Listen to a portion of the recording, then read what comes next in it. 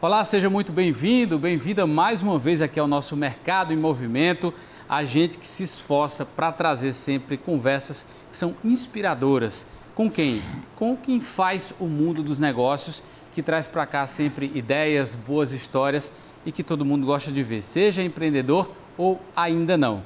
Eu não sei se você sabe, mas mais de um terço dos empreendedores do Brasil entram, né, nessa necessidade de abrir um negócio porque realmente está precisando. Nem sempre tem ainda um tino empreendedor, não sabe se tem realmente condições de levar o negócio à frente, mas por necessidade vai empreender. Porque a gente vive num país e numa região, o Nordeste, a Paraíba também, em que as condições ainda são muito precárias e que as pessoas não têm muito emprego, renda e precisam se virar de alguma forma. Hoje a gente vai trazer aqui uma pessoa que passou por esse momento. Eu vou conversar com Sigeac Maracajá Ramos, que é o CEO do Grupo Alerta.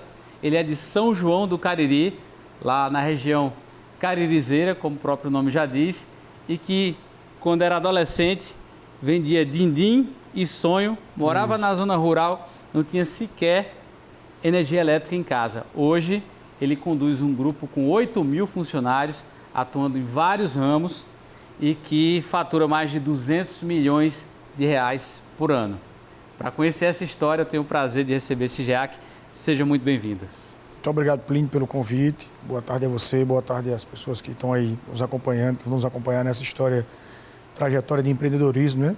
O cara foi lá atrás, que vendeu din-din, que vendeu sonho, que fez segurança de rua, né?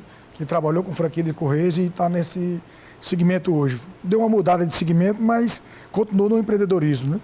Lá. A história é grande, então a gente vai trazendo aqui direitinho para entender um pouco como é que foi. São João do Cariri, né? Para quem não conhece, você depois chega em Campina, quebra ali para Boa Vista. Isso, Praça Meio do Mundo, Boa Vista, São João do Cariri, né? São João do Cariri. É na linha de Monteiro, ali. Depois de Monteiro já é Pernambuco, já vem Sertânia, mas é a linha da BR-412. Aquela região ali. E aí, você morava na zona rural, é isso? Morava. Até lá, que idade você morou? Conta aí. Até adolescente. Como era que funcionava? As pessoas dessa região do Cariri, de como muitas cidades, elas vinham estudar em Campina Grande. Naquela época não existia universidade naquela região. Hoje existe a UFCG lá em Sumé, a UEPB lá em Monteiro, existe o IFPB lá em Monteiro também, existe uma escola técnica do Estado lá em Serra Branca, que é a cidade vizinha São João do Cariri. Existe um polo de pesquisa da UFPB lá em São João do Cariri, pesquisa da região do semiárido. Mas as pessoas vinham estudar em Campina Grande, né? Minha mãe e meu pai estudavam em Campina Grande, no tempo que eu acho que era FURN, que depois virou URN, depois virou UEPB. Lá. E os filhos ficavam com os avós para criar, né? Meu avô era comerciante lá em São João do Cariri e tinha uma fazenda. Então, o que a gente fazia? A gente passava o dia no sítio e estudava à noite na cidade, no estadual da cidade. E na segunda-feira era o dia da feira. O famoso dia da feira. Toda cidade do interior tem um dia que é... Todo mundo se encontra na feira, né? É o movimento da cidade pequena, é a feira. E minha avó, ela precisava ajudar minha mãe. Minha mãe veio morar em Campina Grande na casa de familiares. Era essa acolhida que a gente tinha, né? Lá na frente a gente acolheu também as minhas primas mais velhas do que a gente, vinha morar com a gente lá em Campina Grande. Depois. E minha mãe veio estudar lá e minha avó dizia assim, meu filho, a gente tem que... Você vai ter que ajudar a sua mãe. Vamos vender din-din na feira. Din-din e sonho, din-din e sonho. E fazia, e o cara saía andando na feira e começou a vendendo, né? E já sabia contar dinheiro, moeda, sabe separar aquelas coisas todas. E você tinha quantos anos? Eu acho que tinha uns 10 anos no máximo lá. Era pequeno. Mas no interior, menino de 10 anos, ele já bate tudo, já bate. Sabido, conhece todo mundo. Porque a vida da zona rural e do interior é assim. Acorda muito cedo, né? Dorme muito cedo também, tem aquele ritmo de trabalho, de divisão de tarefas, né, das pessoas. E o cara começa a trabalhar cedo. Não tem esse negócio de você dizer, não, porque o cara é menino, não trabalha. Trabalha e estuda, né? E você era um bom vendedor? Era. Dava certo com o din-din? Dava. Eu acho que a venda vem da inspiração, né? Vem de coisa assim. e vem na perseverança. E o cara vai dizer assim, rapaz, como é que eu vou fazer para vender din-din? Como é que eu vou conseguir bater a minha meta com a minha avó? Para ajudar a minha mãe e para jogar bola, né? Só ia jogar bola? Se vendesse tudo. E meu avô era assim, meu avô viajava na segunda-feira para comprar as coisas para abastecer a mercearia dele. Lá. E às vezes viajava também a Santa Cruz do Caparibe, para Toritama, aquela região de lá, para comprar as roupas da gente. Né? De tempo em tempo ele ia. Então ele não queria que a gente jogasse bola, porque ele dizia que o cara que jogava bola podia desviar de conduta, podia ficar um menino trabalhoso, digamos assim. E minha avó dizia, olha, vai jogar bola com seu avô, quando seu avô viajar. Né? Minha avó viajava geralmente no dia da feira, para ir buscar as coisas. Aí a gente tinha que correr para vender tudo, para dar tempo de jogar ainda, entendeu? Lá. Eu chamei minha avó de mãe, né? É interessante, a mãe que criava a gente diretamente por causa da ausência dos pais para estudar, né? Era mãe e manhinha. Mãe minha avó e manhinha, que é minha mãe mesmo, né? E tinha esse costume. Ele disse, pronto, vendeu tudo, vendeu, agora vai jogar bola. Cuidado do seu avô. Que o meu avô chegasse ali, ele achava ruim com a gente, sabe? Se a gente jogasse bola, mas... Aí, os outros dias da semana, a gente ficava lá no sítio, trabalhava naquela rotina de sítio, né? Alimentação de animais, tirada de leite, sabe? Botar os bichos para beber, soltar alguns, colocar remédio nos outros. Aquela logística, né? Fazer extração de madeira, controlar a extração de madeira, né? Aí, os empregados que tinham mais experiência, com motosserra faziam, a gente ajudava lá. A questão de plantação também, tinha o tempo de pesca também. Lá em São João do Cariri tem um rio, Taperoá, que ele não é um rio perene, mas é um rio que tem tempo que ele tem enchentes, e quando ele passa aquelas enchentes, ele fica aqueles poços. Ou cacimba ou poço mesmo, né? Então a gente pescava, a gente caçava também, naquele tempo era mais liberado, hoje é mais restrito, né? E era cultural, né? Hoje é bem menos, né? Era uma coisa da vida do campo mesmo, né? Era aquela vida ali, entendeu? Era uma coisa que estava assim, na cultura do povo. E a região do Cariri, ela nesse tempo, ela não tinha energia elétrica lá. Tinha um programa, eu lembro que foi uma coisa muito impactante na vida das pessoas, da minha também, chamado O Último Candeeiro. Foi no governo de José Maranhão. Ele fez uma expansão e chegou a energia monofásica lá. Isso era uma riqueza. Ter uma geladeira em casa, porque naquele tempo do sítio, o pote é quem gelava a água, quem esfriava a água, né? O cara botava água no pote de barro, ó. Tinha que dormir cedo, porque o candeeiro, assim, anoitecia, 6 horas da noite, escurecia. Então, 7h30 já não tinha candeeiro que aguentasse. Não era jantar, conversar um pouquinho ali e dormir. 7h30, 8 horas estava dormindo. E a luz era do dia. 4h30 da manhã, perto de 5 horas, começava a amanhecer o dia, começava a vida normal. Então, foi uma revolução essa questão da energia elétrica, sabe? Foi uma coisa muito... tem muito relato até do pessoal que diz assim, no dia que o pessoal vinha ligar a luz aqui, vai ter uma festa. Então, assim, o pessoal vai até final da tarde. Estão passando, estão ligaram na casa do seu fulano, vem passando de casa em casa, né? Para fazer as ligações. E aí, no dia que ligava, aí tinha lá, matava galinha, porco, os parentes vinham. Tem muito relato disso, que o pessoal fazia uma festa no dia que chegava a luz em casa. É impressionante, é uma coisa tão simples, mas o impacto que isso tinha e teve na vida das pessoas. Porque foi uma virada de chave com isso, né? A mudança lá, de você poder ter uma geladeira, poder ligar uma bomba para irrigar a sua plantação, né? Lá no tabuleiro do rio, o povo plantava muito alho. E a região o agricultor é aquele cara que ele é trabalhador por natureza, né? Então, quando ele está lá sendo assistido, ele tem lá a plantação dele, tem aquelas vaquinhas para tirar o leite, ele tem umas ovelhas, ele tem aquela reprodução, então ele não vem para a cidade. Então, automaticamente, o poder público economiza com ele, porque ele vive da renda dele. O cara que é do sítio, ele não tem costume de estar pedindo, assim, precisando do serviço público em si. Vai fazer um exame, ele paga às vezes do dinheiro dele, ele não usa muito o serviço público, entendeu? Vai precisar de um carro para fazer alguma coisa, ele mesmo vai no carro dele. Quando ele vem para a cidade, que encontra dificuldade de renda, aí ele começa a precisar mais do serviço público. E começa a usar mais, né?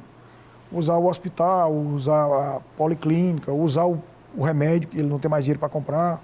Porque a renda da cidade é assim, ou tem emprego ou não tem emprego, né? A zona rural ele não tem emprego, mas ele junta uma criação de ovelhas. Aí vai para a feira vender, né? Plantar alguma coisa. Vai para a feira de Campina, ele planta alho, ele planta cebola. Aquela região do Cariri ali, ela virou uma referência de cebola, principalmente depois da transposição. Você vê o Rio Paraíba lá por cima, o Monteiro, né? E o Taperoá por cá. Tem até um projeto também de depois fazer essa expansão para o Rio Taperoá, que é o rio que corta aquela cidade do Cariri. Ele vem lá de Taperoá e vem, passa ali por São José dos Cordeiros, Parari, São João, né? Então, depois que o Rio Paraíba virou perene, depois da transposição, então assim, ali é uma área de riqueza onde ele passa. Aquela região de Cabaceiras, de Buqueirão, né? Campina Grande, que eu acho que a gente chegou a 2, 3% de água, né? Quase que a gente colapsa, né? Tudo. Muito Hoje é outra realidade, né? Mantém lá perto dos 50%. Não tem necessidade de encher, né? Tem necessidade de deixar só o suficiente para não colocar a operação em risco, né? Risco. E aí De certa forma, ainda abastece a Cauã, né? Porque ele abre a comporta para descer para a Cauã. E a riqueza vem de Monteiro até de onde ele passa, né? De verdade, de Pernambuco, de onde ele passa aquela transposição, ele traz a riqueza, né? Impressionante, cara. Tem pessoas que fizeram projetos lá de plantação de cebola, de plantação de alho também, de muita coisa, sabe? De milho. Ali supervalorizou as terras, sabe? Ô Sigeac, esse nome vem de onde? Né? Que inclusive se escreve com S-H-I, né? Como se fosse Sigeac. O pessoal fala mais Sigeac, né? Qual foi a inspiração para esse teu nome? Rapaz, esse nome era de um japonês, Sigeaku Eiki, que foi ministro do governo militar, ministro de Minas e Energia, sabe? Aí minha mãe achava assim, minha mãe sempre muito estudiosa lá, né? Minha mãe é professora também, e aí a primeira formação dela foi odontologia, né, que é dentista, depois biologia. Então ela botou o meu nome e o nome da minha irmã. Minha irmã é Sayonara, né? Sayonara. Que é Sayonara em japonês. Então era Sigeaku Eiki, ela só não botou o Eiki. Aí o cara já, o cara com o nome desse, quando chegou, o cara esperou um japonês aqui, chegou um paraibano. Porque na verdade eu nasci em Gurjão e fui criado em São João, né? Porque São João não tinha maternidade. Então naquela época que ali eu nasci em Campina ou nasci em Gurjão, no Hospital de Gurjão. Então eu nasci em Gurjão, meu registro na verdade é Gurjão, e criado em São João, entendeu? Só nasce e volta para a cidade da família, né? E aí você falou dessa dificuldade, né? De sua mãe ter que estudar, viver em Campina, você sendo criado pela avó, né? Então, vocês que vêm de uma origem simples, mas sempre buscando, né, conhecimento, buscando evolução.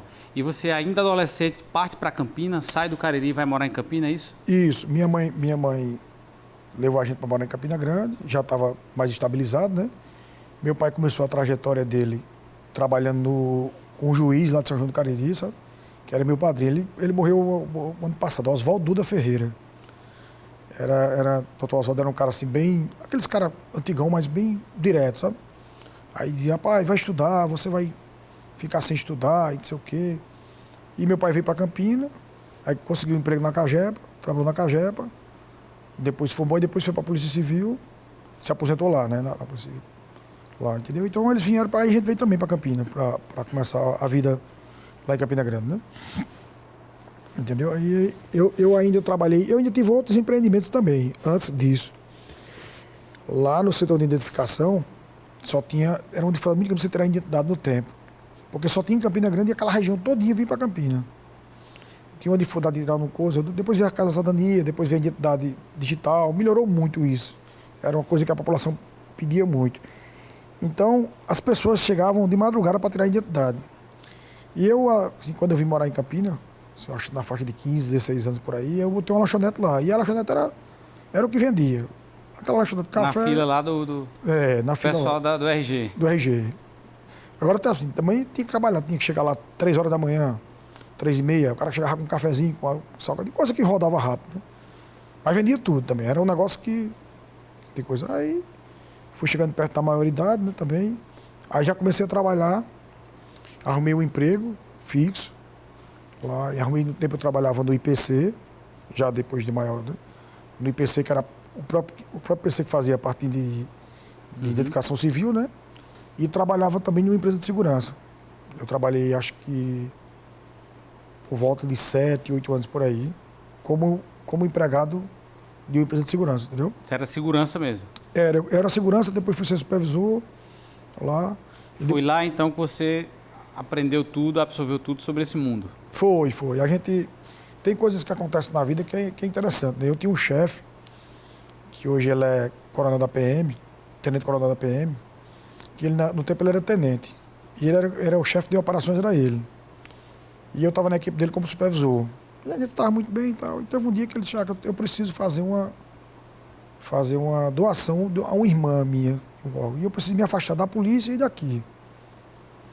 E assim, eu não sei se eu vou voltar mais para aqui, para trabalhar aqui, não sei como é que vai ser a polícia, eu não sei o que vai acontecer. Eu queria que você ficasse no meu lugar. E aí, rapaz, o cara tá aqui, desprezou isso, ascender para ser chefe de operações de uma empresa, né? De uma empresa grande, um grupo grande lá de Campina Grande. Jovem ainda? Jovem, é. E eu estava aí na faixa dos 25 anos, por aí, sabe? 24, 25 anos. E foi uma coisa que pegou a gente de surpresa. Porque ele era um cara novo, sabe? Um cara tenente, estava perto de sair capitão. Dava essa assistência lá também para essa empresa, né? Pela experiência de vida dele.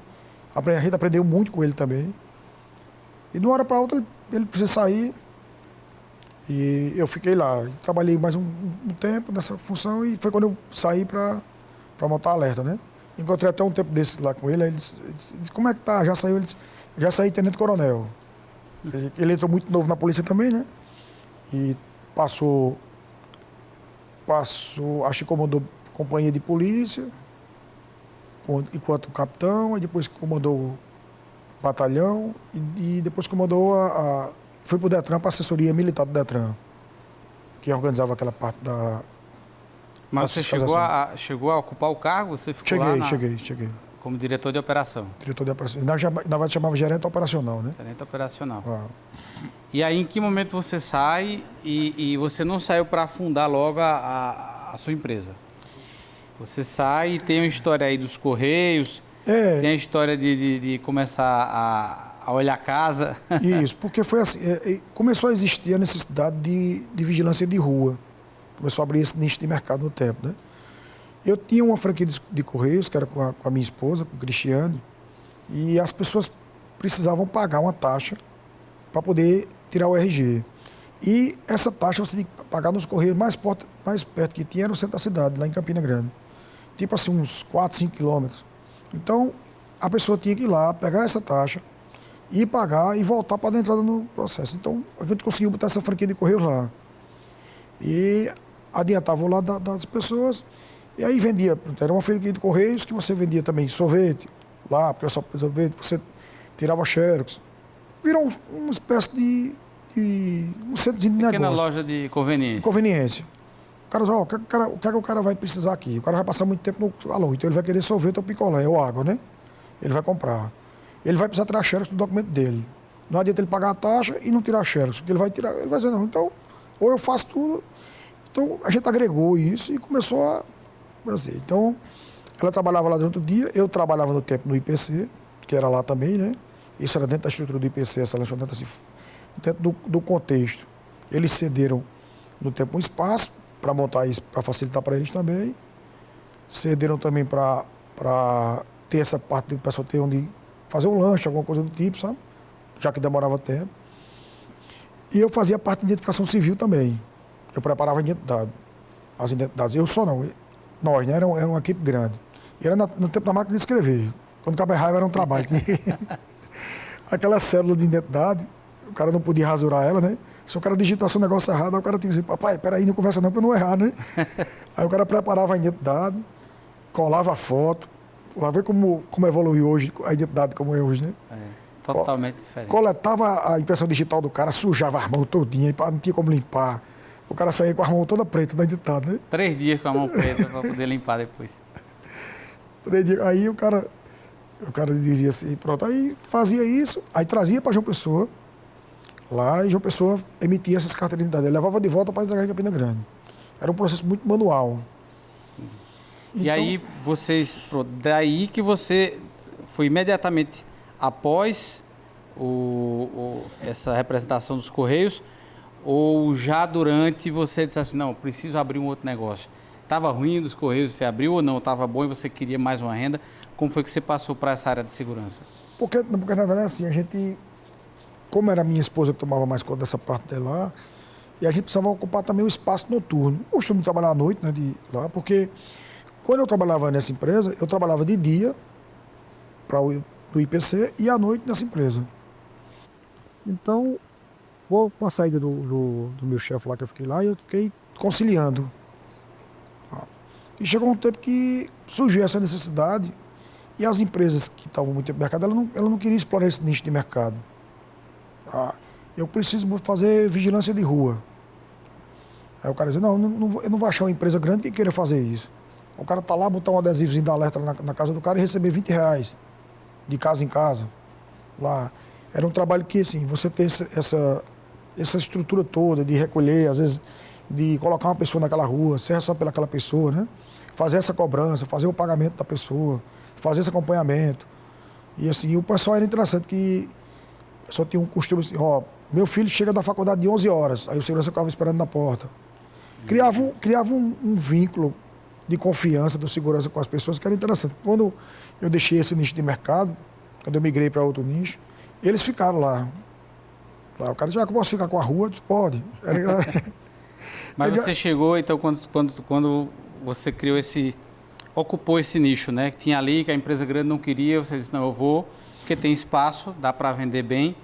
Mas na época, R$20. R$20 é pouco hoje, mas lá também não era lá essas coisas, né? 20 anos atrás não era... Era como fosse o quê? Uns R$100 hoje?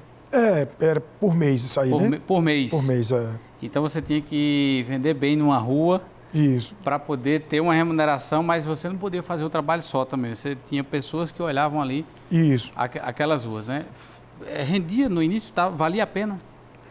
Valia porque assim, como eu não tinha capital lá, né? Eu não tinha capital para investir na empresa, então aquele rendimento, o cara quer dizer, naquela ali lançou cerca elétrica, era um negócio nicho do mercado novo. Todo mundo queria passar cerca elétrica na casa. Concertina, aí câmera. Então começou a se explorar a área de segurança eletrônica também. E também a parte de empresas. Eu tenho empresas que tem o tempo, está comigo o tempo que a alerta está. E a gente foi vendo assim, se o cara trabalha à noite, vigiando a rua, e ele faz aquilo com dedicação, com responsabilidade, imagina o cara desse na portaria de um condomínio, na portaria de uma empresa. Porque o trabalho na rua é assim, você tem uma extensão de uma rua, por exemplo, de 1 quilômetro de rua, que o cara vigiava, o cara ia lá na ponta e voltava, ia lá na ponta e voltava. Dava um apito para o povo dizer que ele não estava dormindo, né? Tinha que dizer que estava acordado. Eu dizia, rapaz, não precisa apitar não. Mas se apitar, o cara vai dizer, está dormindo, vigia, né? Está dormindo. E assim, Você chegou também a trabalhar na rua, passar a noite vigiando? Também. Era de que? Era de moto? De moto e a pé. Porque quando a gente foi migrando, a gente assim, pronto, lá em Campina Grande tem um posto de combustíveis que a gente fazia. E às vezes acontecia o seguinte, o cara faltava de última hora. E o cara precisava tirar o serviço, porque o cliente não queria saber disso, né? Eu estou lhe pagando, você tem que me atender, né? Um dia que você ia para casa dormir, tinha que ir para a rua. E orientar as pessoas também assim, estar lá sempre uma assistência ao cliente, né? Tinha rotina assim, o cara que trabalha na Ceasa, sai 3 da manhã, então a gente tinha que ter cuidado com aquelas pessoas, dar um suporte a eles. O cara que vai chegar de madrugada de viagem, o cara que é professor universitário, ele vai sair para viajar de madrugada. O pai viajou e deixou a gente tomando conta do filho. Meus filhos vão ficar em casa só. Estamos cuidando deles aí, sabe? E tem essa responsabilidade. Então eram 3 nichos. Segurança de eventos, no tempo. Segurança a gente fazia assim, de apoio a eventos, né? Lá. A gente fazia esse trabalho de apoiar os eventos. Essa parte de rua, de vigia de rua, e a parte também de eletrônica. Que quando apareceu, você já foi fazendo também? Fui fazendo também, fui. Cerca elétrica? Fui. Porque o que foi que aconteceu? Com a implantação da Casa Sarandi lá em Campina Grande, o IPC, a parte de identificação civil, que era a parte de RG, ela migrou para a Casa da Sarandia. E no tempo o governo tinha um convênio com o Multibank, que era ligado ao Banco do Brasil no tempo, para receber esse FESP. O Correio deixou de receber e passou ao Multibank. E o Banco do Brasil já tinha o franqueado certo lá. Então desapareceu aquela franquia de Correios, porque mudou o prédio. E mudou também, o Correio deixou de ser correspondente, foi o Multibank. Então eu transformei ela na segurança eletrônica. Ela é o mesmo CNPJ, ela veio para a segurança eletrônica. A gente mudou de atividade e começou a trabalhar com segurança eletrônica. Com instalar câmera, com instalar cerca, entendeu? Então eram 3 nichos de mercado que a gente atuava. E a rua foi expandindo. Era engraçado que o cara dizia assim, ei, tô com uma rua para te vender. O cara dizia, como é que o cara vende rua, né? Mas era assim, era... Vendeu o ponto, né? Que nem o taxista vende o ponto dele. Isso. Agora, Sigiac, mesmo você falando aí, né, que tinha essa atuação e tal, e passou a ser, acredito, a principal fonte de renda, né? Mesmo assim, você quis vender no início a empresa. Por quê? Rapaz, porque eu encontrei uma dificuldade. Essa rentabilidade era pequena. Lá, além de ser uma rentabilidade pequena, também a gente tinha inadimplência também. Porque o cara não era obrigado a pagar, né? Ó, eu vou ficar aqui vigiando a sua rua. Eu sou um vigia que não tenho arma, não tenho nada, mas E o carazinho, eu não sou obrigado a pagar, porque eu não lhe contratei. Você está com a rua aqui, com 20 casas, 5 não pagam. E a gente não podia obrigar o cara a pagar. Mas mesmo assim, você estando na rua, uma pessoa presente ali, o cara, de certa forma, se beneficiava, né? E nem todo mundo também cumpria essa obrigação certa. E a parte de equipamentos de segurança eletrônica, naquela época, ele era muito caro, que era uma coisa nova, lá de mercado, estava na época de começar a lançar. Então a gente fez uns investimentos lá e começou a ter dificuldade.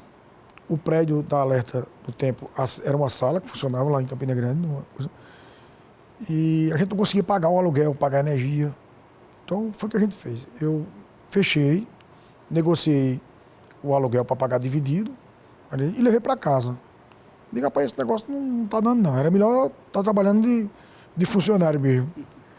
E comecei a oferecer. Sim, também teve o seguinte, eu tive que comprar uma placa de monitoramento que era cara para fazer o monitoramento das casas, né? E dado momento, Plínio, eu ia na casa do cliente vender de manhã a cerca e ajudar a instalar. E de noite, quando o alarme disparava, eu ia na moto. Aí o cara dizia, mas só tem você nessa empresa. Aí o cara dizia, não, é porque os outros profissionais estão de folga. Mas só tinha eu e Cristiano. Cristiano ficava no monitoramento e eu ficava no atendimento. O alarme disparava e eu ia lá na moto. Aí quando o cliente via, às vezes, ia assim, pai, essa empresa é só esse cara aí, não tem outro não. Mas a perseverança, a gente foi fazendo. Quando eu levei para casa, a gente encontrou essa dificuldade essa dificuldade financeira lá e eu comecei a oferecer. Da venda, comecei a oferecer e tal, e vendi o carro que eu tinha na época para pagar as contas. Era o único carro da família? Era, um Palio. Aí comprei um Fiat Uno, caindo nos pedaços. Você vendeu um Palio? Que era bom, novo, e assim, novo quanto? Pra gente. Vendeu por quanto? Acho que R$8.000 no tempo. 8 mil para investir, para pagar a conta? Para pagar a conta. Da empresa? Da empresa. Digo, rapaz, tá com as pernas meio bambas. Essa empresa vai me quebrar. Eu já estava quebrado, estou mais quebrado agora. Aí comprou um Unozinho. Um Unozinho velho. Velho, para não ficar a pé. Aí, rapaz, devendo e dinheiro emprestado, pagando juros, sabe? Dificuldade danada. E nesse tempo o cara estava fazendo um canal de bola com gola em Campina Grande, uma empresa de fora. E essa parte da iluminação, o cara tinha que ter um cuidado porque era caro aqueles fios de cobre. E se tivesse algum roubo naquele cobre, atrapalhava toda a coisa dele. Uhum. E o cara me ligou um dia, rapaz, tudo bom? Eu tô com umas propostas aqui, tu tem empresa de serviço? Tenho. Não quer ficar fazendo a vigilância, vigiar aquele trecho ali, não?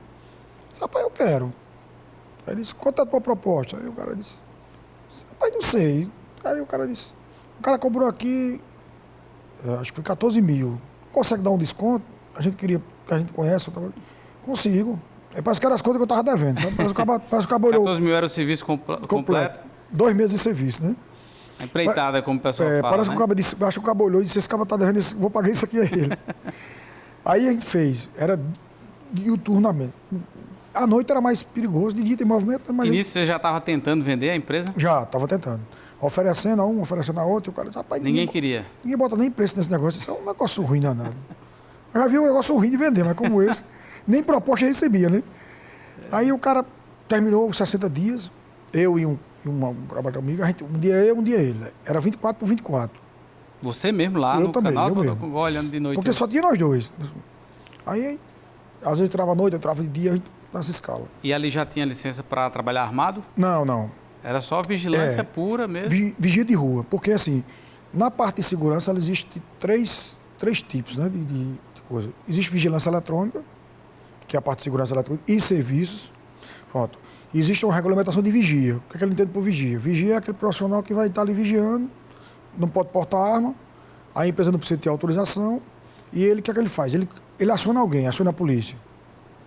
O vigilante patrimonial da empresa regulamentada, ele pode intervir dentro da jurisdição dele.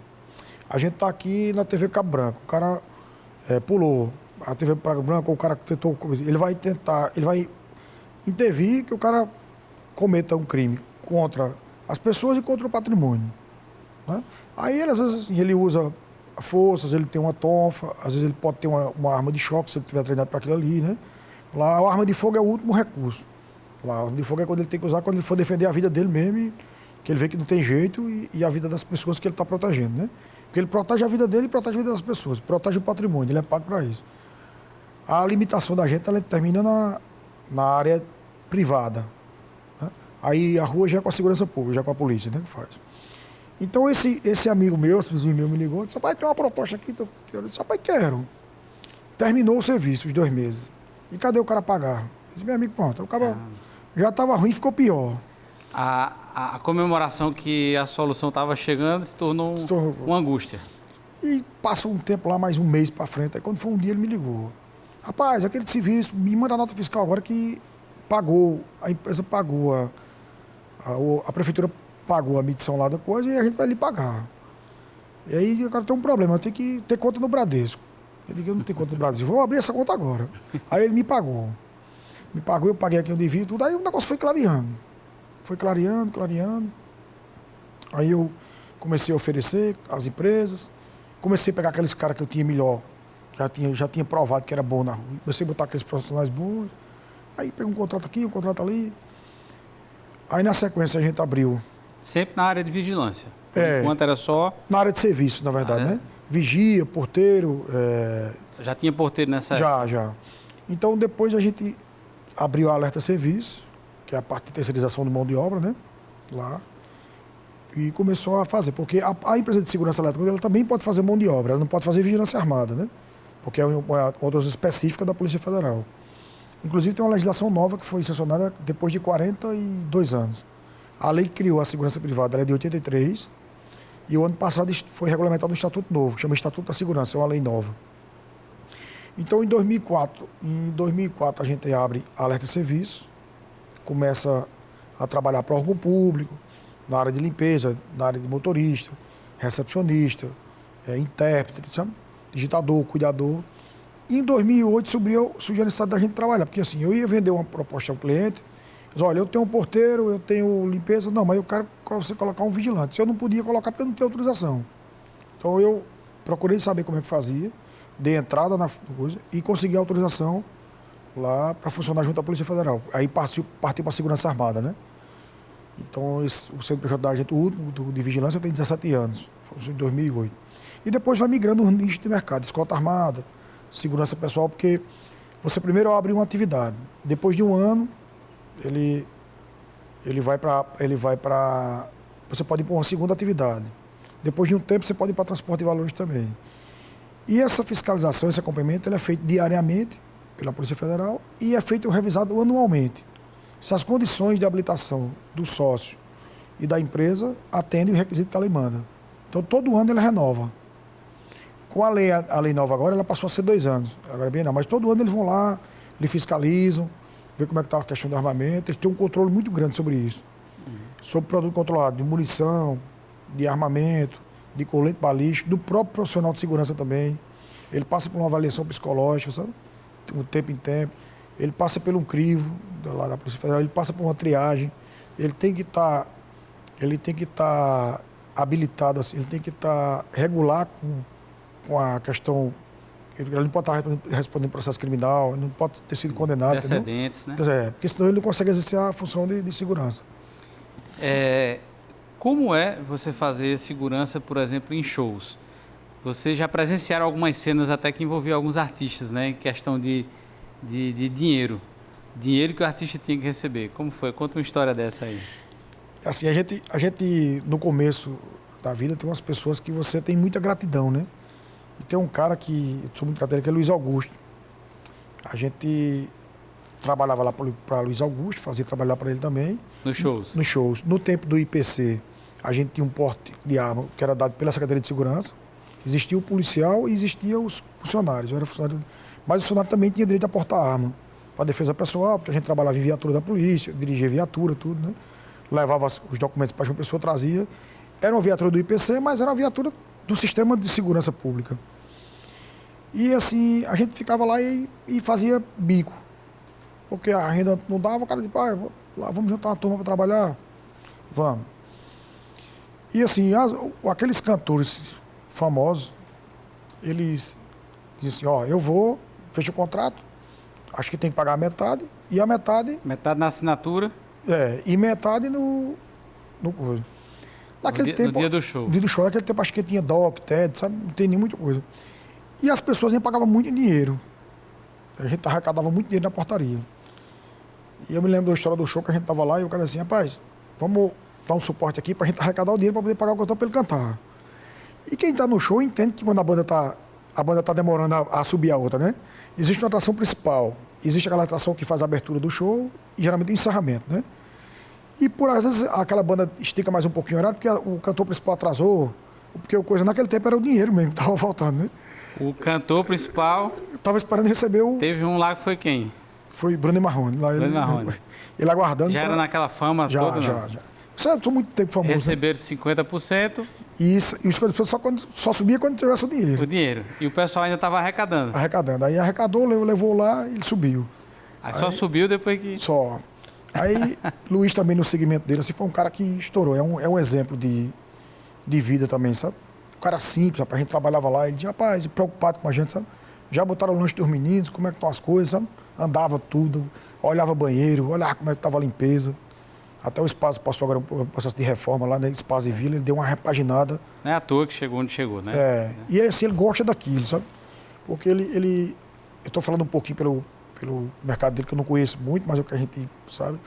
Ele começou a vender festas, vender shows, né? Ele especializou assim, em empresariar cantores, empresariar bandas. Eu lembro que no matinê lá do Espaço, que Safadão ia fazer um show lá no Espaço à tarde e em Picuí à noite. Aí a gente foi lá olhar assim de perto, conhecer Safadão, né? Safadão com aquele cabelão grande dele. E ele cantando. E quando a gente entrou no camarim, tava ele, a equipe dele, as dançarinas, todo mundo comendo quentinha na mão. A quentinha na mão porque ele tinha tempo para lá, né? Usou um deslocado da RCR para levar ele para fazer um segundo show lá em Picuí. Lá. E Luiz, assim, ajudou muito ele, eles se ajudaram muito assim no tempo. Lá foi um cara que trouxe ele para cá, Safadão não tinha essa... Era a Garota Safada, a banda, né? Isso. Safadão não tinha essa fama que ele tem hoje, assim. Mas um cara muito simples, muito humilde, todo sempre foi. Rapaz, vamos ali para conhecer a banda Garota Safada, o pessoal da banda, a gente sempre ia no camarim conhecer, né?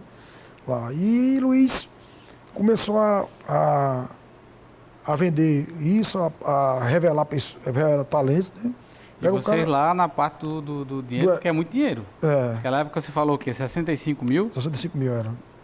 20 anos atrás ou mais, era muito dinheiro e vocês tinham que dar total segurança ali. Porque Luiz era Luiz Augusto e Dr. Zito Buarque, né, os dois, né? E ele ajudou muito a gente na vila também, no Espaço. Esse ano a gente trabalhou para ele lá na vila e eu dizendo isso a ele, né? A gratidão que tinha, porque uma coisa é quando o cara tem nome, outra coisa é o cara acreditar no cara, eu vou ter esse cara para trabalhar comigo aqui. Aí tem essas coisas que você fica grato lá atrás, né? O cara andando no Fiat Uno, velho, né? Sem referência, sem nome. A empresa alerta, que empresa é essa, né? Que empresa é essa? Quem é esse cara? E o cara dá uma oportunidade a você de estar no meio dali, né? De trabalhar. Espaço da vida, né? Você uma tá referência, né? O cara tá ali vendo lá com um monte de gente e o cara tá ali trabalhando pro cara, foi uma coisa bacana, sabe?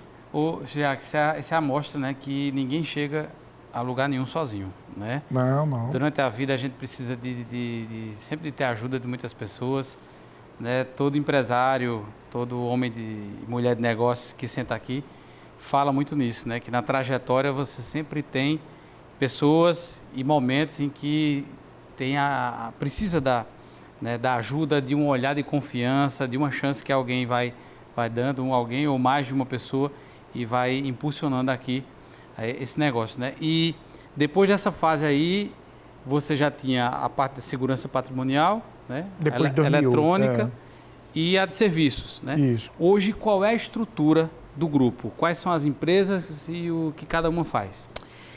A primeira empresa que a gente montou lá atrás, que transformou ela na parte de segurança eletrônica, era aquela franquia de Correios, né? Ela é o mesmo CNPJ, ela mudou a atividade para a segurança eletrônica. Aí depois a parte de serviço, foi em 2001 que a gente abriu. A partir de 2004 a gente começou a trabalhar para o serviço público também, porque o serviço público, assim, ele lhe contrata quando você mostra capacidade técnica. Então eu precisava prestar serviço para lá, para o cara dizer assim, você trabalha para quem? Eu trabalho para o pessoal do Cipan, Café Aurora, né, que tem Campina Grande e Caruaru. Trabalho para o pessoal da Facisa, que é o Grupo Cezed, né? Eu comecei lá atrás com o Dalton. Lá foi um cara que me ajudou muito também, me deu a oportunidade de confiar, dizer, rapaz, eu vou botar a empresa desse cara aqui, né? E eu tenho essa gratidão por ele também, ele me ajudou muito, o Dalton. Uma empresa que cresceu muito, é uma empresa muito grande, muito organizada. Lá a Facisa, o Help, a FCM, o grupo todo, né? E depois a gente, em 2008 foi a Segurança Armada e depois a gente migrou para um nicho de construção civil e de rastreamento. Essa parte de rastreamento também é um nicho de mercado forte hoje, porque o pessoal procura muito, atende todos os públicos. E a ideia da gente era oferecer um serviço completo ao cliente. Tá?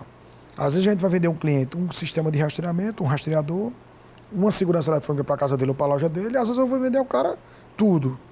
Eu quero que você contratar com você segurança armada, quero jardinagem, quero limpeza, quero copeiro, quero motorista, quero recepcionista, quero segurança eletrônica também, entendeu? Quero coleta de dinheiro, quero transporte de valores, entendeu? Então a ideia era tudo que a gente tivesse lá, porque quando a gente começa a trabalhar para grandes companhias, eles fecham corporativo o negócio, né? O cara quer, eu vou trabalhar com uma empresa que me atende em tudo, uma rede grande, e às vezes você perdia a concorrência porque você não tinha. Eu enfrentei esse lá atrás com segurança armada. Rapaz, eu quero contratar a segurança armada. Rapaz, eu não posso porque eu não tenho autorização.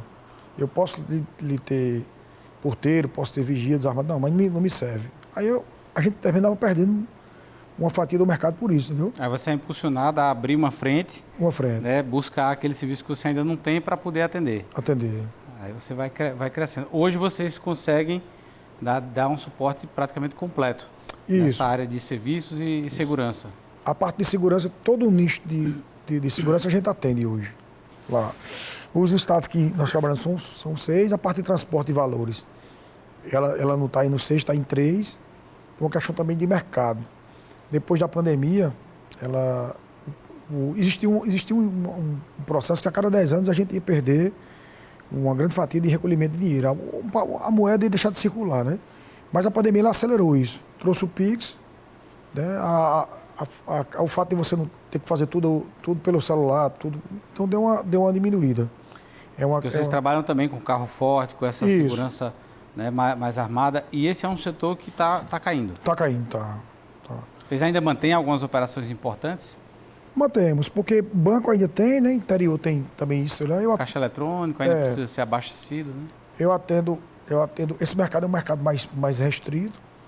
Aqui no Brasil tem 2 multinacionais, uma americana e outra acho que é espanhola, que é a Prosegur, né? Eles vieram para cá na época como investidor, compraram muita empresa no Brasil. Lá, e existe uma brasileira também que é Protege. Ela atua na região sul e sudeste. E essas empresas elas dominam 70% desse mercado. Lá para cima. Mas a gente vem conversando, vem diminuindo. Então vem se criando um novo nicho de mercado. Começou a aumentar o roubo de carga lá no Brasil, né? Então elas começaram a transportar a carreta blindada. A carreta blindada para transportar a sua carga. Lá, entendeu? E porque se está desaparecendo dinheiro, a gente vai transportar o quê? Aí transporta ouro, né? Transporta obra de arte, transporta troféu de time. Lá, né? A rigor, qualquer bem, né, principalmente que tem um valor agregado maior, porque, já assim, vale a pena. As pessoas imaginam que transporte de valor é só dinheiro. Porque o transporte, o tratamento e a custódia, né? O cara pode dizer, olha, eu tenho uma obra de arte e quero guardá-la. Ele contrata a empresa transporta aquilo ali e custodia para ele. Fica na custódia da empresa, entendeu? Lá. Aí tem o seguro, tem aquela coisa toda, e fica na responsabilidade. E aí tem gente que custodia bens bens físicos, né? Joia, dinheiro,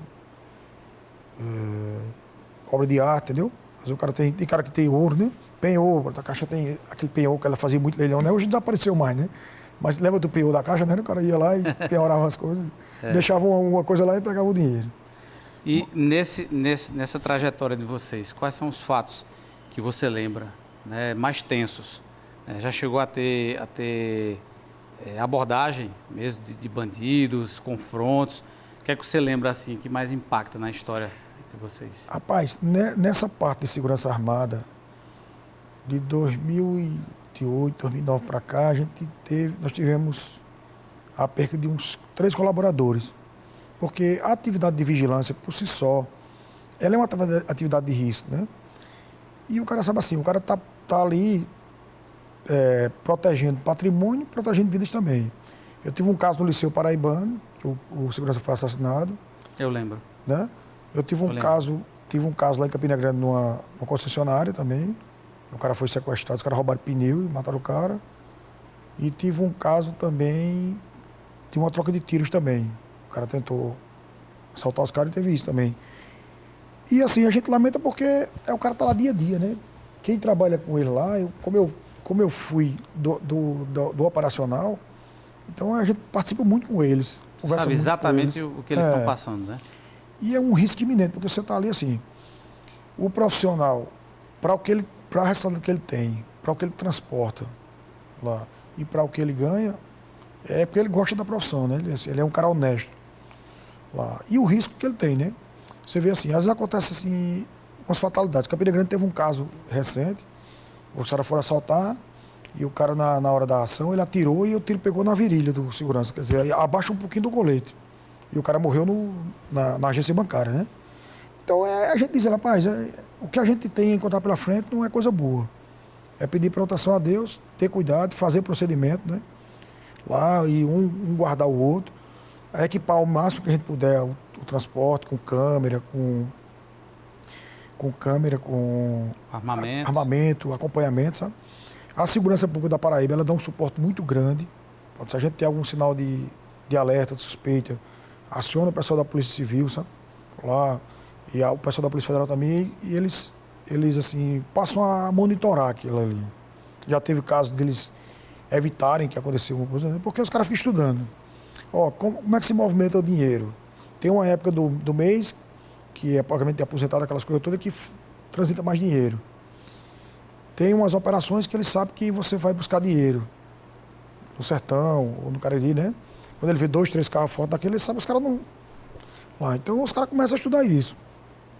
E a Polícia Civil aqui, a Polícia Federal também, ela dá essa proteção às empresas também, sabe? Elas têm esse contato. Você tem uma informação, tem uma informação disso aqui. Eles têm esse suporte bom, sabe? E eu lembro que teve um caso de um segurança nosso, que a gente fazia na época dos Correios. O Correio tem um tempo que era banco postal. Ele fazia o pagamento dos aposentados, né? E o segurança foi convidado a entrar no crime. Era só para dar uma informação de quanto chegava o dinheiro lá. E ele procurou a empresa um dia, contando essa história, e disse, rapaz, como a gente é fiscalizado pela polícia, vamos lá na Polícia Federal. Quando a gente chegou lá, o delegado atendeu a gente muito bem, ele contou a história toda, e o cara disse, não diga nada não, diga que você deve que não. Vamos trabalhar com calma. E de fato era uma quadrilha. Lá, e os caras conseguiram prender os caras e evitar o roubo. Lá, entendeu? Esse é o exemplo do funcionário honesto. Honesto. Né? Você já teve também, por mais que seja feito esse trabalho na hora de contratar, já teve o contrário também? De acontecer algum sinistro por conta de um vazamento, algo assim? Não, comprovado, graças a Deus, nessa parte de transporte de valores, eu tive um ataque uma vez, que teve a reação, e tive um sinistro de acidente. Mas eu nunca tive problema graças a Deus, com assalto, não, sabe? O desvio de conduta com assalto, não. Porque, assim, esse segmento é um segmento que ele é restrito. Então, o profissional que trabalha legalizado numa área dessa, ele não aceita que tenha outro que seja... Ele mesmo cuide em denunciar, cuide em levar o conhecimento da empresa, um desvio de conduta. Como é que vocês fazem essa escolha, né? Porque, assim, é extremamente sensível. Né? E se você está ali no carro forte, por exemplo, 3 ou 4, e tem um ali, né, que tiver um desvio de conduta, ele coloca em risco diretamente a vida dos demais, né? E a depender de como for a situação, até de mais gente. Como é que vocês fazem para poder selecionar, né, uma pessoa para trabalhar com a segurança? Como é que funciona? Existe uma legislação que exige que o cara tenha mais de 21 anos, lá não pode ser. Aí ele se inscreve numa academia de formação que também é controlada pela Polícia Federal, né? Fiscalizada e controlada por eles. Lá eles quem fiscalizam. Aí o cara faz um exame de sanidade física e mental e depois uma avaliação psicológica. Tira as certidões negativas, apresenta que está ok tá kit com tudo. Antecedentes criminais e tudo. Lá, kit com a justiça eleitoral, está tudo lá, e está apto. Aí ele passa 30 dias numa academia dessa, faz o treinamento lá da parte prática, teórica, defesa pessoal, uso progressivo da força, rádio comunicador, armamento e tiro. Pronto. Aí depois de 30 dias concluído, aquela academia de formação submete à Polícia Federal, a Polícia Federal faz uma análise e homologa aquele certificado. Dali em diante ele está apto a exercer atividade de segurança. Tá, né? Então ele vem para... Então não é um processo só com a empresa de vocês, né? Tem essa supervisão também da Polícia Federal que ajuda, talvez até a afastar quem porventura não tenha boas... boa índole, que queira ali se infiltrar, fica mais difícil. Fica. Porque assim, essa parte da segurança em si, ela demorou muito a ter uma nova legislação e da capacidade da fiscalização ser mais efetiva, por questão de uma limitação legal. Existia uma lei de 83, né, de uma realidade totalmente diferente. Aí não tinha regulamentação sobre crime cibernético, lá, né, sobre atualização da qualificação profissional do vigilante. Naquela época poderia ser o ensino primário, hoje é ensino médio. Lá, né? E ela ampliou. A gente não podia atuar em segurança de ônibus, a gente não podia atuar em segurança de estádio, lá. A gente não podia atuar com PPP. Então, o cara tem um presídio e quer fazer uma PPP. Eu vou fazer uma PPP com a empresa de segurança. Parceria público-privada. Eu vou contratar uma empresa de segurança para fazer junto com a polícia. O sistema de revista, o sistema de controle de acesso, de acompanhamento de scanners. Sabe? Então, ela ampliou isso. Então, muitas empresas assim, se instalam, eu sou empresa de segurança, mas não tem regulamentação para aquilo. Quando acontece um desvio de conduta, foi o segurança. Mas não é aquele segurança lá. Porque esse mercado, essas pessoas que trabalham nessa área de segurança, eles são muito defensores da atividade deles. Eu não admito que o cara vai manchar meu nome. Geralmente, quando acontece alguma coisa, um desvio de conduta de segurança não é de empresa legalizada. É de uma empresa que o cara constituiu aí, sabe? Aí os caras encerram, fiscalizam muito, aí encerra, o cara abre outra lá, porque hoje passou, com essa lei nova, lá, que a gente chama de Estatuto da Segurança, né? Passou a criminalizar quem contrata clandestino e quem é contratado também. E as multas saíram de 1.251 FII para 15 mil FII até 400 mil FII. Então é mais... o cara não vai poder pegar um cara que o cara diz, toma aqui uma jaqueta de segurança e fica aí na porta do meu estabelecimento. Aí ele tem que realmente estar preparado para aquilo ali, né? Essa formação profissional deles é renovada a cada 2 anos, com todo esse processo de novo. Passar a reciclagem. Reciclagem de tiro, de armamento, de tudo, documentação, entendeu? Avaliação psicológica, como é que ele está, o psicológico dele para trabalhar armado. Exame de sanidade física também, se o cara tem condição física de trabalhar ainda também, porque às vezes o cara tem que tomar alguma medida que vai precisar de força, né? Ele não vai poder usar a arma toda hora, né? Ele não vai pegar a arma para... então o cara está aqui, o cara teve um surto, o cara vai atirar no cara? Não vai, né? O cara vai ter que dominar ele, às vezes fazer uma intervenção com ele, né? Lá, o cara chega aqui, às vezes está com um problema de agressão. É o tal do uso progressivo da força. Da força, Ele não pode chegar, a arma é o último recurso que ele vai usar, né? Ele só usa a arma quando é uma coisa que vai pôr em risco a vida dele ou a vida das pessoas, como eu falei anteriormente. Né?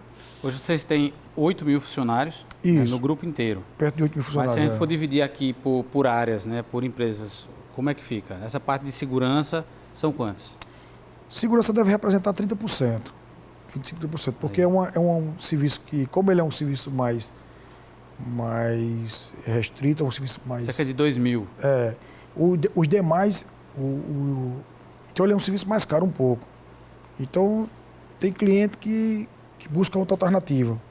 Ó, eu quero trabalhar com... E assim, a tecnologia ela veio diminuindo esses postos de trabalho, né? Então eu trabalhei para o INSS durante muito tempo. Ele tirou a vigilância noturna e botou eletrônica. Os bancos há muito tempo já não tem vigilância noturna, né? O banco não guarda mais dinheiro. Quem custodia são as empresas de transporte de valores. Ele pede, às vezes, um abastecimento, opera o dia e leva de volta. Então, banco... Não tem mais essas coisas de dinheiro guardado em cofre de banco? Não, tem não. Até o interior, eles já pedem o dinheiro que vai trabalhar aquele dia. Só o que vai usar, fazer pagamento? Se sobrar é coisa pouca, sabe? Caixa eletrônica também diminuiu por conta do fluxo de moeda mesmo, não é costume do povo pegar moeda, né? Se a gente pegar essa geração de 30 anos para trás, se o cara dizer, me dá R$1 aí, o cara não tem dentro do bolso, né? Dá R$5, o cara diz, não, eu tenho Pix, né? Você tem dinheiro aí? Tenho. Costume de Eu tenho, se eu tiver R$20 é muito. Quem é 40 mais anda com dinheiro no bolso, né? Mas é pouquinho, acho que a gente vai se acostumando, né? Negócio de 20 reais, 30. Pix. Então, isso é um mercado que diminuiu também. Lá. Porque, pronto, os fóruns, alguns lugares eles têm segurança eletrônica também. Lá. E, de uma forma geral, o maior contratante do serviço de vigilância era o poder público, né? Seja federal, estadual. Quem são os principais clientes de vocês? A esfera federal. Universidade Federal da Paraíba. Parte de segurança. De segurança. Universidade Federal de Sergipe, Universidade Federal de Campina Grande, Banco do Nordeste, Banco do Brasil. Porque, assim, tem contratos... Da licitação, para todos tem contratos que são divididos, né? O Banco do Brasil da Paraíba, ele tem 2 empresas, ele tem 2 lotes. Um atende um lote e outro atende o outro. O Banco do Nordeste já é todo. É uma empresa só que faz. A UFPB, ela tem 4 lotes diferentes. Eu faço um. A UFCG eu faço Campina Grande. Aí faço Souza, faço Sumé, sabe? Então é muito dinâmico isso. E também os clientes particulares, porque assim, o cliente privado, ele exige mais, ele cobra mais, mas também ele tem uma liquidez melhor. E tem a questão também da visibilidade. Você trabalha para quem? Porque uma coisa é você vender licitação, né? Licitação é preço e documento. Tá? Apresentou o preço exequível, tem os documentos exigidos em lei do edital, beleza. O cliente particular é muito quem você atende, a sua referência, a sua bagagem, né? Você presta serviço para quem? Então, ele é um cliente que você tem que ter mais cuidado com ele também, né? Porque assim, ele é um cara que, se você não atender ele como ele espera, ele vai migrar para outra empresa. O serviço público ele também faz isso, penaliza as empresas, ele não renova o contrato, mas é um processo mais demorado um pouquinho. Ele tem que estar Geralmente essas licitações no âmbito público são de quanto tempo? Com uma lei nova também de 2021, ela pode ser renovada até 10 anos. Geralmente é 1 ano. A cada ano ela avalia. Se a empresa continuar apta, isso, estiver bem posicionada na prestação do serviço? Ela avalia o seguinte, o cumprimento das obrigações sociais, trabalhistas, né, previdenciárias, se você está cumprindo tudo, as certidões negativas, como é que você está com o seu empregado, e a avaliação da execução do serviço. Essa empresa é uma empresa boa, mas o profissional dela é bom também. A gente diz muito às pessoas o seguinte, o cliente é nosso patrão, quem paga a gente. Paga a mim e paga vocês também. Então não adianta a gente cumprir as obrigações e vocês não cumprir as de vocês. Do mesmo jeito que o inverso. Você é um bom trabalhador, você faz a segurança corretamente, você é um cara atento, tudo. Ou você é a pessoa que trabalha na limpeza, limpa bem, mas a empresa não cumpre. Então, isso é uma relação mútua.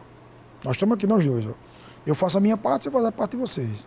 Se o cliente vai lá na empresa, está tudo ok, e o serviço está ok, ele não tem por que ter a gente. A lei eram 5 anos, uma lei também de 83, que foi atualizada em 2021. Agora a gente pode passar até 10 anos prestando serviço ao serviço público. Pode renovar? Pode. Ela é facultativa, a administração pública. Eu não vou renovar, vou licitar. Não, eu vou renovar porque eu entendo que a empresa atende e é vantajoso para a administração economicamente falando. Então, vai renovando, entendeu? Então, depois da pandemia, né, o grupo de vocês ele teve um crescimento bem interessante, né? Em um dos anos, 2023, se eu não me engano, foi 20% de crescimento do faturamento em um só ano. O que é que tem acontecido, né, nesse período para essas taxas mais altas? Eu acho que expansão de mercado também, sabe, Plínio? Número de clientes ou ou algo diferente Acho que aconteceu no mercado? A expansão para outros estados também, né? Porque assim, quem trabalha com essa área nossa, o que é que a gente tem que ter cuidado? Faturamento não é lucro, né? O lucro das empresas, depois que você tira todas as obrigações, ele é pequeno, muito pequeno, mas ele é em escala. Aí você diz assim, rapaz, como é que você trabalha a sua empresa? Como é que você reinveste o seu capital? Você trabalha para querer ter uma vida melhor, uma qualidade de vida melhor, ter uma casa melhor, ter um carro melhor, poder apostar de ter uma casa na praia se você puder e tal. Mas também você vai reinvestindo no seu negócio, né? E você vai expandindo. Porque não existe assim, não existe aquele lucro grande, existe um lucro pequeno, mas que você vai lá, ó. Então você investe em outros negócios, você abre um braço de negócio.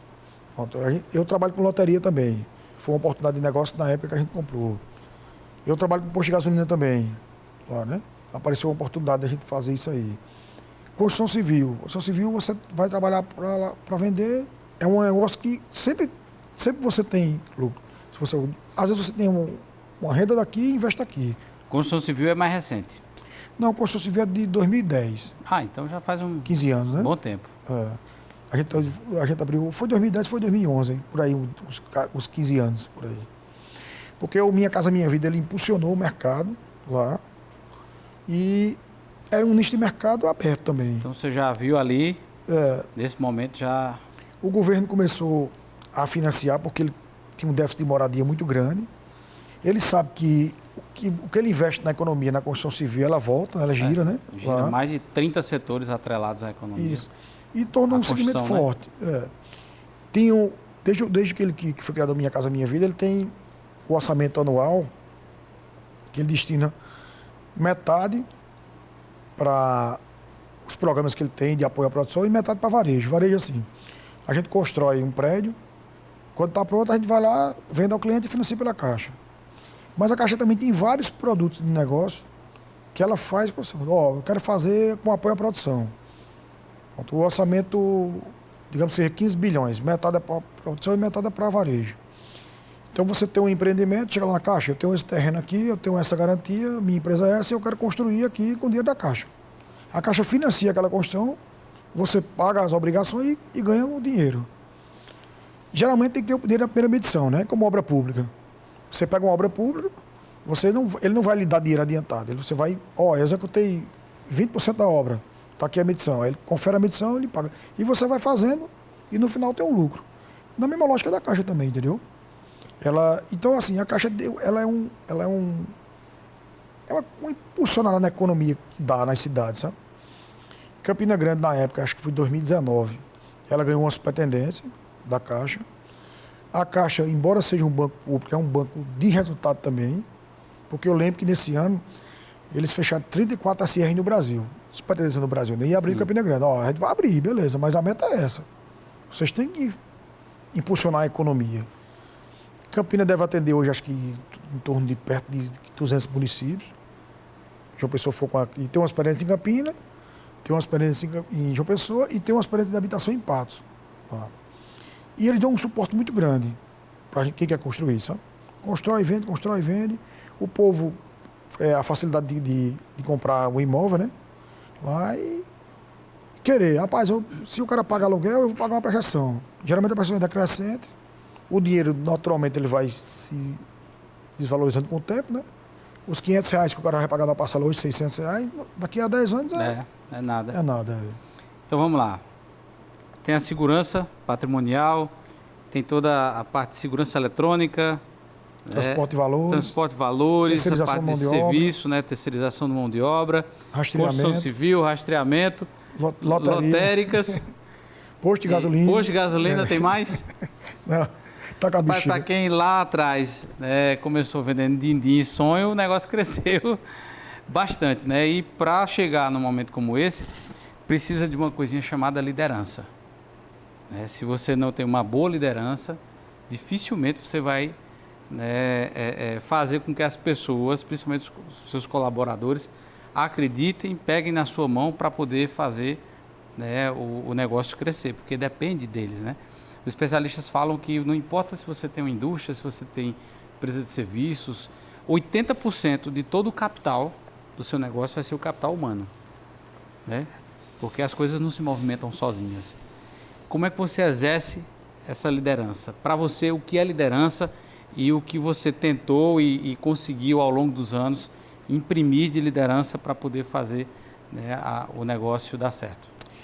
Bem, eu acho que o primeiro ponto da liderança é a gente entender a importância que tem o nosso trabalhador. Você tem uma estruturação, uma estrutura física, uma estrutura de investimento, de equipamentos, a parte de monitoramento, a parte de carros, de frota, de tudo, de tecnologia.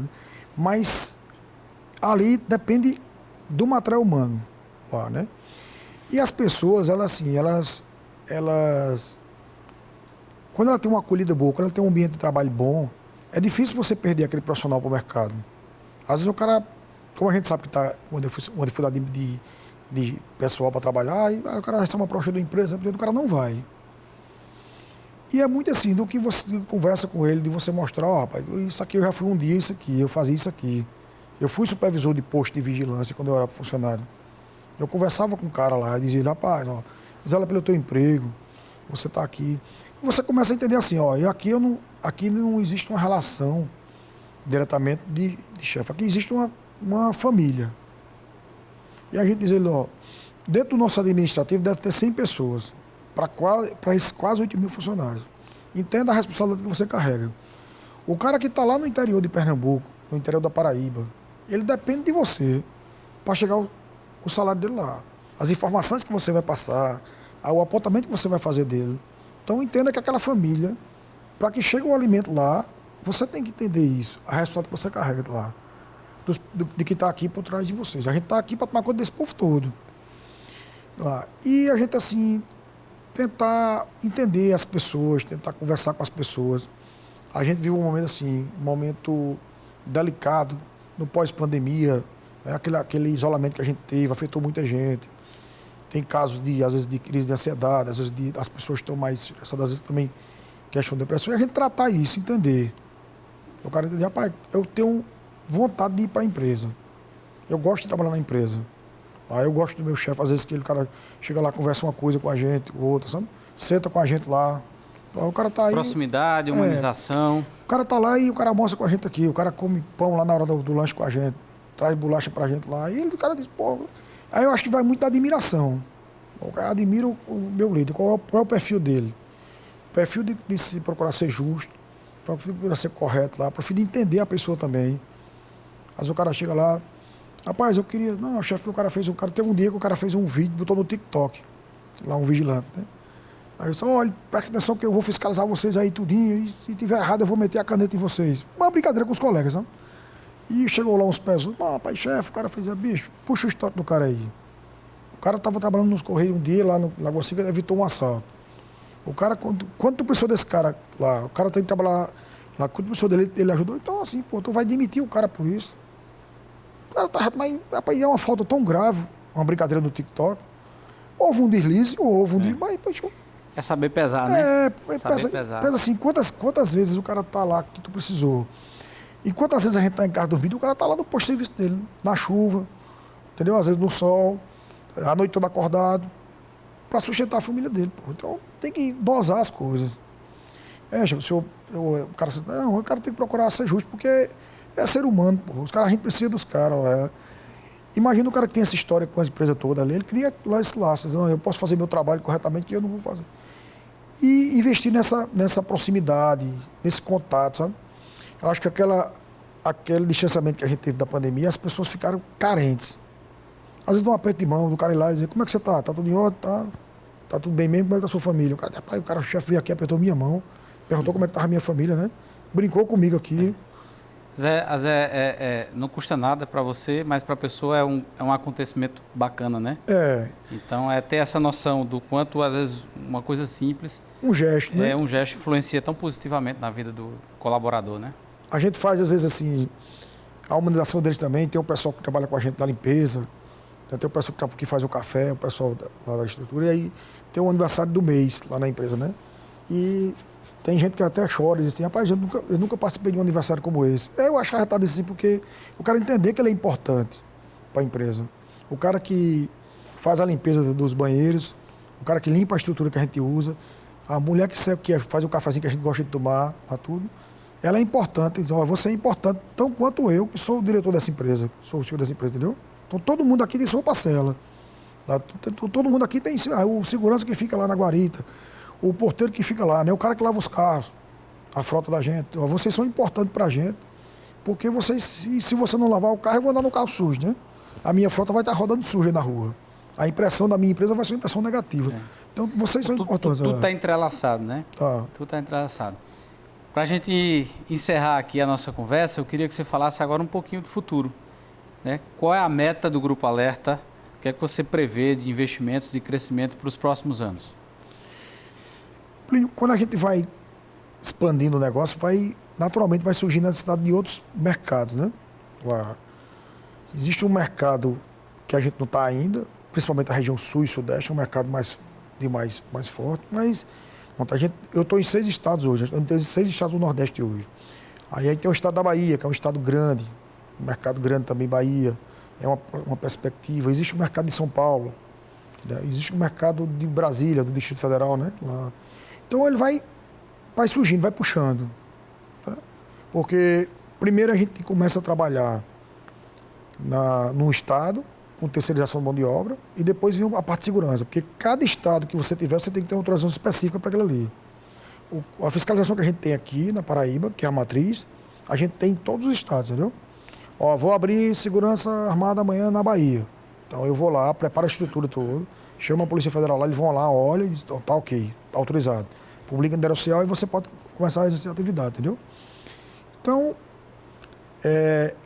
a gente também, com essa questão do estatuto, eu acho que vai fiscalizar mais as empresas, sabe? Vai tornar mais séria ainda do que é o mercado.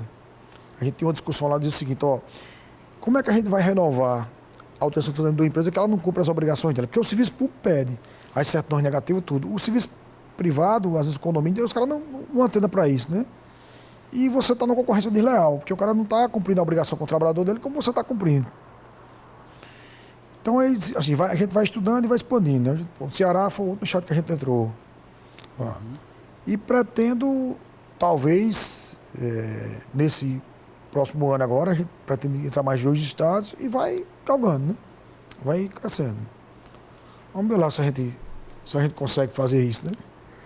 Rapaz, pelo que foi feito até aqui, não resta dúvida, né? Porque vocês chegam num nível de organização, né, e de expertise sobre todos esses negócios, né, já há um bom tempo, e a tendência é crescer cada vez mais e levar o nome aí da Paraíba, né? Porque afinal de contas é uma empresa paraibana que vai, além do Nordeste aí, vai ganhar o Brasil nos próximos anos, e a gente vai acompanhar esse crescimento. Vamos lá. Lá na frente a gente vai lembrar dessa conversa. Aí, se encontrar em algum lugar, você dizer assim, Plínio, já estou em São Paulo, já estou em Minas. E assim, da parte de empreendedorismo, da parte de negócio, acho que a gente tem que ter perseverança lá, né? E tudo que você vai fazer tem um lado bom. Tudo tem um lado bom. Como é que você vai, o que é que você vai extrair dessa aqui? Rapaz, você às vezes tem uma coisa, não. Aqui tem um lado bom daquilo. Lá, né? E empreender é isso. É você ver lá na frente, né? Onde é que eu vou entrar aqui? Estou num estado que as empresas estão tendo dificuldade. E tem muita coisa que a gente vira referência para Paraíba. Eu fui prestar serviço lá no Ceará e o cara queria que a folha de ponta da gente fosse manual. E a gente chamou o TI lá e disse, rapaz, a gente quer fazer um marco de acabar com esse resto de papel aqui. São muitas impressoras, o custo é muito alto.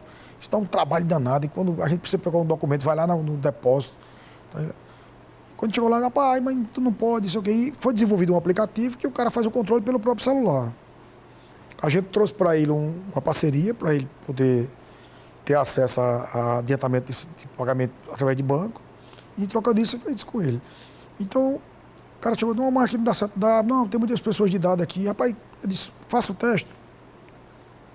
Faça o teste. A gente está tendo lá no Ceará um contrato, que eu me lembrei que esse contrato foi Ministério Público do Ceará lá. Deve ter em torno de 300 pessoas lá. Faça o teste, se não der, o senhor tira. Me dê só. Aí depois eu fui lá numa reunião e a gestora disse, olha, eu chamei todas as empresas aqui. Disse, Eu quero que vocês façam igual aquela empresa da Paraíba, eu não quero papel mais não. Ou seja, inspirando, né? Inspirando evolução. E, gente, a gente está chegando então ao final desse papo, né? Muito bom. A gente ouviu falar aqui de sonhos, a gente ouviu falar de perseverança, né? Mesmo quando tudo parecia que ia dar errado. A gente falou de liderança, né? A gente falou de visão, né? De futuro, investimento, enfim, tudo que compõe um universo desse mundo dos negócios que precisa estar no radar, na visão, no olhar de um empreendedor. E é por isso que as coisas dão certo, né? Saber fazer parcerias, reconhecer as pessoas que nos ajudaram, né? Então, assim, tem muita receita boa aqui para você se inspirar, você que já é empreendedor, você que está pensando em abrir seu negócio, para você ter cada vez mais noção, né, e entendimento do que é o mercado. É verdade, primo. Verdade. Muito obrigado. Obrigado você, meu amigo. Obrigado. Coração, primo. Muito bom nosso papo e sucesso sempre. Obrigado. E vamos ver se daqui a alguns anos eu volto aqui de novo para como é que tá a história, né? Se Deus quiser, trazendo novidades. Obrigado, meu irmão. É isso. Muito bom estar aqui com você. Com certeza você aprendeu um pouquinho mais, eu também, em mais uma edição do nosso videocast Mercado em Movimento. O mercado está sempre em movimento e a gente também está aqui, não para, vai estar sempre conversando com você. Grande abraço.